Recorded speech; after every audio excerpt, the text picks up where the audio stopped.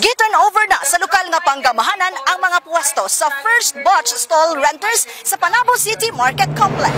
Human sa pipila ka mga kalihukan sa Market Complex, magsugod na ang operasyon sa maong proyekto alang sa tuig 2025. Diin kinidugang tabang nga makahatag og oportunidad sa Panaboans nga manginabuhian apil niini ang mapauswag pa ang ekonomiya sa syudad. Mahinumduman nga sa tuig 2024 nagpahitabo og blessing ceremony og sa unang bulan sa kasamtangang tuig. Aprobado na ang City Ordinance number 40 series of 2024 aron sa opisyal nga pagsugod sa operasyon niini. Sa unang batch, 19 ka mga locators ang naaprubahan sa komitiba nga mamahimong magsugod na sa ilahang pagpamaligya o pag-renovate sa nagkadaiyang pwesto. Dugang pa ang ubang kumpanya nga mirenta sobra duha ka stalls ang gikuha.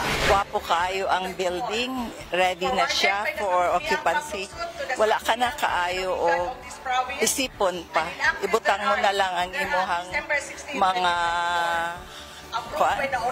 products. Sa mensahe ni City Mayor Jose E. Relampagos, dako iyang pasalamat tungod magsugod na ang operasyon sa Market Complex. Gusto nako ang Panabo nga mugrot yun, no? Dili magpaubos.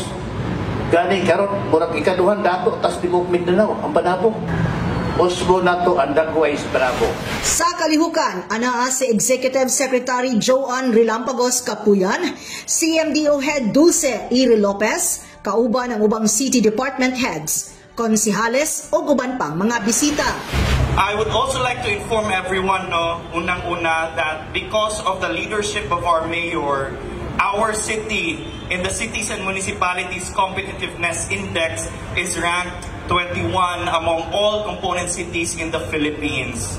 And we are a finalist of the most business-friendly cities in the country. So dako kaayo gyud ang kamatuoran nga ipangga gyud ni Mayor ang atong mga negosyante, atong mga negosyante to be, o ato ang mga future gyud na mga locators pod sa ato ang Panabo Market Complex.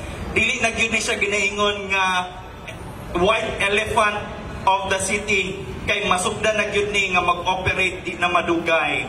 And ingon pa nila Mayor nga ang ato daw syudad kay mura daw og barangay, no? Ang mga ubang kalaban sa atuang mayor, no, mura daw barangay ato.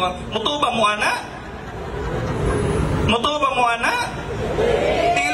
Dili ni mura barangay ang atong syudad, no? Dako na kay atong syudad, one of the most improved cities in the Philippines, and we are thankful for our businesses, for our locators ug ato ang mga leaders diri sa atong syudad nga nag-collaborate na mahimo ning most improved city in the Philippines. So daghan kayong salamat sa inyong tanan. We will end our program with joy, blessings, protection, nagikan sa kinatasan, and please enjoy surveying our market complex. Thank you very much. At last na open na gyud ang ato ang market complex. Ang ako alang is aduna kita second bidding for screening of applicants karong umaabot na April 30, 2025 dito pagahimuon sa Mayor's Office Function Hall. Gi-invite na ako ang tanan nga katong gusto pag nga mo-locate dinhi nga moadto lang sa Mayor's Office Function Hall karong April 30 para mahulog ninyo ang inyong mga bids documents. And rest assured nga ang City Economic Enterprise Management Office ug ang Market Complex Committee nga tagaan jud mo best na mo nga serbisyo para mo sustain ang inyong negosyo in case kung kamo mapilian nga mo-locate dinhi sa atong market complex. Thank you very much. Kauban sa kamera si Richard Ligtas og Louie Panagsagan. Kini si Dali Amag nga gikan sa City Information Office Broadcast Services alang sa Frontline News Panabo. Importante, inform.